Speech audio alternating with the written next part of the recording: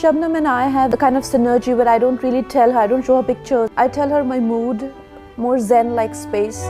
I need something which is more in the 20s, more hand done, more stitched, more sewed. And she gets that, she is able to interpret that.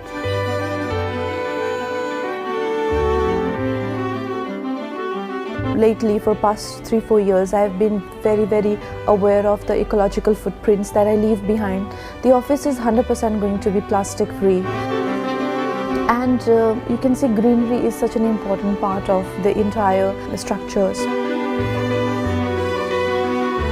We actually stripped the entire structure down to bare bones. And when we actually stripped it down, we realized it's this gorgeous place that sits between these huge trees which surround it.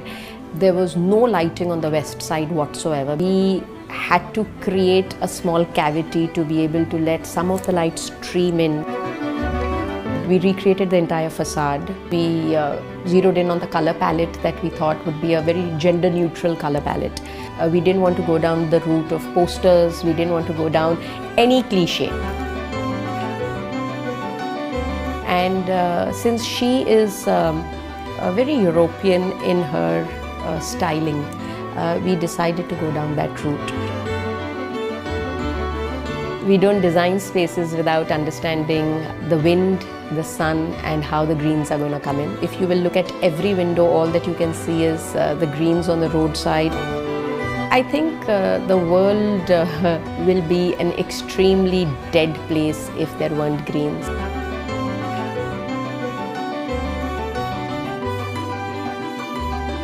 I feel she's a bright mind, and for me to be able to work with her, the idea is to get the best out of her and not to, impose what I think. And that kind of freedom is very important.